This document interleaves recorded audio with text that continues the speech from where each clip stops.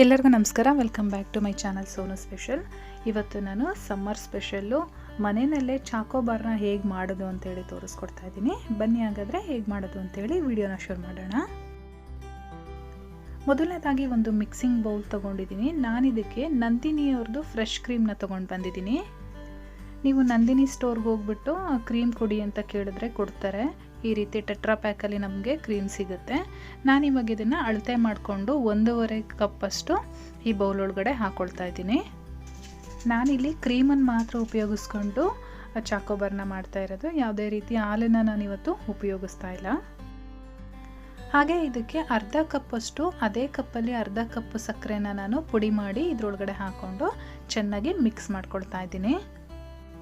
ಇದು ಯಾವುದೇ ಥರದ ಪೀಕ್ ಕನ್ಸಿಸ್ಟೆನ್ಸಿ ಬರೋದಿಲ್ಲ, ಜಸ್ಟ್ ಮಿಕ್ಸ್ ಮಾಡ್ಕೊಳ್ಬೇಕು ಅಷ್ಟೇ. ಇವಾಗ ನಾವು ಮಿಕ್ಸ್ ಮಾಡಿ ಇಟ್ಕೊಂಡಿರೋ ಅಂಥ ಮಿಕ್ಸ್ಚರ್ನ ಐಸ್ ಕ್ರೀಮ್ ಮೋಲ್ಡ್ ಒಳಗಡೆ ನಾವು ಹಾಕ್ಕೊಳ್ಳೋಣ. ನನಗಿಲ್ಲಿ ಓನ್ಲಿ 4 ಅಷ್ಟೇ ಆಗಿದ್ದು, ಇನ್ನೆರಡು ಖಾಲಿ ಉಳ್ಕೊಂತು. ನಾನು ಇದಕ್ಕೆ ಇದರ ಕ್ಯಾಪ್ಗಳನ್ನ ಹಾಕ್ತಾಯಿಲ್ಲ, ಅದರ ಬದಲಾಗಿ ಈ ರೀತಿ ಅಲ್ಯೂಮಿನಿಯಂ ಫಾಯಿಲ್ ಪೇಪರಿಂದ ಕವರ್ ಮಾಡ್ತಾ ಇದ್ದೀನಿ. ಇದರದ್ದು ಕ್ಯಾಪ್ ಹಾಕ್ಕೊಂಡ್ರೆ ನಾವು ಲಾಸ್ಟಲ್ಲಿ ಐಸ್ ಕ್ರೀಮ್ನ ತೆಗೆದು ಚಾಕ್ಲೇಟ್ ಸಿರಪ್ ಒಳಗಡೆ ಡಿಪ್ ಮಾಡಬೇಕಾದ್ರೆ ಅದು ಸ್ವಲ್ಪ ಕಷ್ಟ ಆಗುತ್ತೆ ಅಂತ ಅನ್ನಿಸ್ತು ನನಗೆ. ಹಾಗಾಗಿ ನಾನು ಈ ರೀತಿ ಅಲ್ಯೂಮಿನಿಯಂ ಫಾಯಿಲ್ನ ಕವರ್ ಮಾಡ್ಕೊಳ್ತಾ ಇದ್ದೀನಿ. ಹಾಗೆ ಒಂದು ಚಾಕುವಿನ ಸಹಾಯದಿಂದ ಈ ರೀತಿ ಹೋಲ್ ಮಾಡ್ಕೊಳ್ಳೋಣ.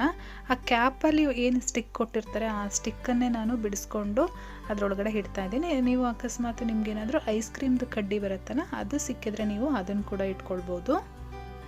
ಅಥವಾ ನಿಮಗೇನು ಸಿಗ್ತಾನೇ ಇಲ್ಲ, ಕಡ್ಡಿನೂ ಸಿಗ್ತಾ ಇಲ್ಲ, ಈ ರೀತಿದು ಸಿಕ್ಕಿಲ್ಲ ಅಂತ ಅಂದರೆ ನೀವು ಇದ್ರ ಬದಲಾಗಿ ಸ್ಪೂನ್ ಸಹಾಯದಿಂದ ಬೇಕಾದರೆ ಮಾಡ್ಕೊಳ್ಬೋದು. ಇವಾಗ ಇದನ್ನು ಒಂದು 6 ಅವರ್ಸ್ ನಾವು ಫ್ರೀಸರಲ್ಲಿ ಇಟ್ಕೊಳ್ಳೋಣ.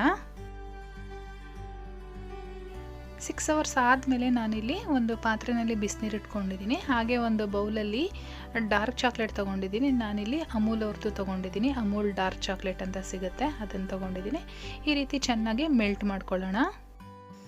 ಕನ್ಸಿಸ್ಟೆನ್ಸಿ ಸ್ವಲ್ಪ ಗಟ್ಟಿ ಇದೆ ಅಂತ ಅನ್ನಿಸ್ತು, ಹಾಗಾಗಿ ನಾನು ಇದಕ್ಕೆ ಒಂದು 2 ಟೇಬಲ್ ಸ್ಪೂನಷ್ಟು ಅಡುಗೆ ಎಣ್ಣೆನ ಹಾಕ್ಕೊಳ್ತಾ ಇದ್ದೀನಿ. ಇವಾಗ ಇದನ್ನು ಚೆನ್ನಾಗಿ ಮಿಕ್ಸ್ ಮಾಡ್ಕೊಳ್ಳೋಣ. ಇವಾಗ ನೋಡ್ತಾ ಇರ್ಬೋದು ನೀವು, ಕನ್ಸಿಸ್ಟೆನ್ಸಿ ಕರೆಕ್ಟಾಗಿದೆ, ರೆಡಿಯಾಗಿದೆ ಇವಾಗ ನಮಗೆ ಚಾಕ್ಲೇಟ್ ಸಿರಪ್ಪು. ಈ ಬೌಲ್ನ ನಾನು ಕೆಳಗಡೆ ತೆಗೆದಿಟ್ಕೊಂಡಿದ್ದೀನಿ. ನಾನಿಲ್ಲಿ ಪ್ಲೈನ್ ಚಾಕೋಬಾರ್ ಮಾಡ್ತಾ ಇಲ್ಲ, ಅದ್ರ ಬದಲಾಗಿ ನಟ್ಟಿ ಚಾಕೋಬಾರ್ ಮಾಡ್ತಾ ಇದ್ದೀನಿ. ಹಾಗಾಗಿ ನಾನಿಲ್ಲಿ ಒಂದು 2 ಟೇಬಲ್ ಸ್ಪೂನ್ ಕಡಲೆ ಬೀಜನ ಈ ರೀತಿ ಹುರಿದ್ಬಿಟ್ಟು ಅದರ ಮೇಲ್ಗಡೆ ಸಿಪ್ಪೆ ಎಲ್ಲ ತೆಗೆದು ಸ್ವಲ್ಪ ಪುಡಿ ಮಾಡಿ ಇಟ್ಕೊಂಡಿದ್ದೀನಿ. ಅದನ್ನು ಇದರೊಳಗಡೆ ಮಿಕ್ಸ್ ಮಾಡ್ಕೊಳ್ತೀನಿ.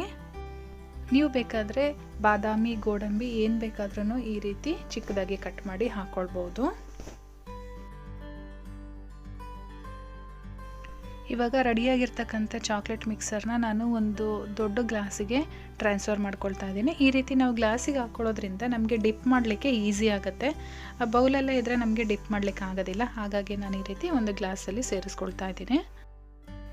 ಇವಾಗ ನಾವು ಫ್ರಿಡ್ಜಲ್ಲಿ ಇಟ್ಟಿದ್ವಲ್ಲ, ಅದನ್ನು ತೆಗೆದು ಓಪನ್ ಮಾಡ್ಕೊಳ್ಳೋಣ. ಓಪನ್ ಮಾಡಿ ಆದಮೇಲೆ ಅದನ್ನು ತೆಗೆದು ಈ ರೀತಿ ಇನ್ನೊಂದು ಗ್ಲಾಸಲ್ಲಿ ನಾರ್ಮಲ್ ವಾಟರ್ನ ತೊಗೊಂಡು ಒಂದು 2 ರಿಂದ 3 ಸೆಕೆಂಡು ಈ ರೀತಿ ಡಿಪ್ ಮಾಡ್ಕೊಳ್ಳೋಣ. ಈ ರೀತಿ ಮಾಡಿಕೊಂಡ್ರೆ ಅದೆಲ್ಲೂ ಕಚ್ಕೊಳ್ಳೋದಿಲ್ಲ, ನೀಟಾಗಿ ನಮಗೆ ಹೊರಗಡೆ ಕ್ಯಾಂಡಿ ಬರುತ್ತೆ. ಇವಾಗ ಬನ್ನಿ ತೆಗಿಯೋಣ, ಹೇಗೆ ಬಂದಿದೆ ಅಂತೇಳಿ ನೋಡೋಣ. ನೋಡಿ, ನಾವು ನೀರಲ್ಲಿ ಡಿಪ್ ಮಾಡಿದರೆ ಈ ರೀತಿ ನೀಟಾಗಿ ಬರುತ್ತೆ. ಎಷ್ಟು ಚೆನ್ನಾಗಿ ಬಂದಿದೆ ಅಂತ ನೀವೇ ನೋಡ್ಬೋದು.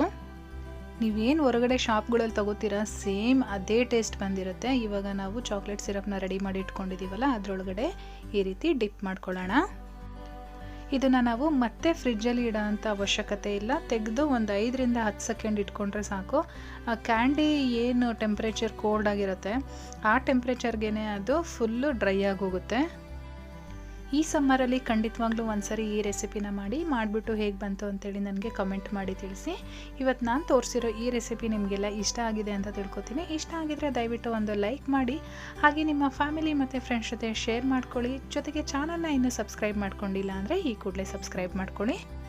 ನಾನು ಮತ್ತೆ ಸಿಗ್ತೀನಿ ನಿಮಗೆ ಇನ್ನೊಂದು ಈಸಿ ರೆಸಿಪಿಯೊಂದಿಗೆ. ಅಲ್ಲಿವರೆಗೂ bye bye, take care, thank you for watching.